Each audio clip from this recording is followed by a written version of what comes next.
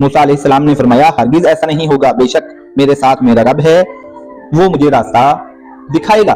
فرعون کی فوج جب پیچھے آ رہی تھی، موت سامنے نظر آ رہی تھی، پتا تھا اب ہمیں یہ پکڑ لیں گے، مار دیں گے یا کوئی کڑی سزا دیں گے، لیکن ایسے وقت میں بھی مشکل کو سامنے دیکھ کر بھی موسیٰ علیہ السلام کیا فرما رہے ہیں؟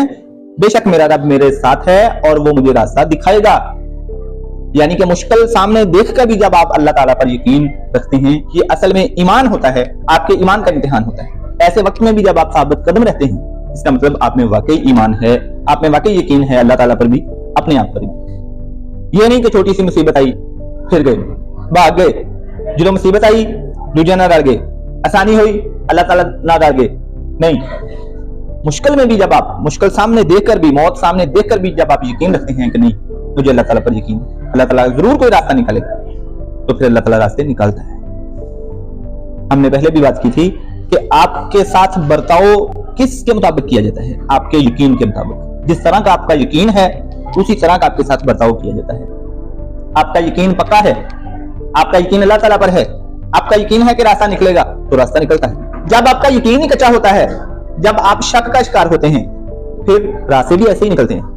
وہ ایک انڈین مووی ہے دا ماؤنٹین مین، ایک آدمی پہاڑ توڑنے نکلتا ہے، کہتا ہے کہ میں نے اس پہاڑ کو توڑ دینا ہے۔ اس پہاڑ سے کیا ہوتا ہے کہ اس کی بیوی، اس آدمی کی بیوی اس پہاڑ سے گر کر مری ہوتی ہے۔ تو وہ غصے میں کس وجہ سے کہ جہاں وہ کام کر رہے ہوتے ہیں پہاڑ کے ایک طرف ہوتی ہے جگہ، جہاں ان کا گھر ہوتا ہے وہ جگہ پہاڑ کے دوسری طرف ہوتی ہے۔ گھر سے کام والی جگہ پہ آنے کے لیے ان کو پہاڑ پر سے گزر کے آنا پڑتا تھا۔ تو وہ جہاں کام کر رہا تھا وہاں اس کی بیوی اس کے لیے کھانا وغیرہ لے کے جا رہی تھی، اور جب پہاڑ پر سے گزر رہی تھی تو وہ گر کے وہاں مر گئی۔ اب وہ سوچتا ہے کہ میں یہاں سے پہاڑ توڑ کر راستہ بناؤں گا۔ لوگ اس کو پاگل کہنے لگ جاتے ہیں، اور دماغ خراب ہو گئے تھے، اتنا بڑا پہاڑ اکیلا توڑے گا۔ وہاں وہ ڈائلاگ مارتا ہے جب تک توڑے گا نہیں تب تک چھوڑے گا نہیں۔ یعنی کہ اس کو یقین ہے کہ میں اکیلا اس میں سے راستہ نکال لوں گا، اور وہ اس میں سے راستہ نکالنے میں کامیاب ہو جاتا ہے۔ جیسا آپ کا یقین ہوتا ہے ویسے ہی آپ کو رزلٹس ملتے ہیں۔ آپ کا یقین ہے کہ میں نے ٹاپ کرنا ہے، آپ کر لیں گے۔ آپ کا یقین نہیں ہے، آپ درمیان میں ہی کہیں رہ جائیں گے۔ جب تک توڑے گا نہیں تب تک چھوڑے گا نہیں۔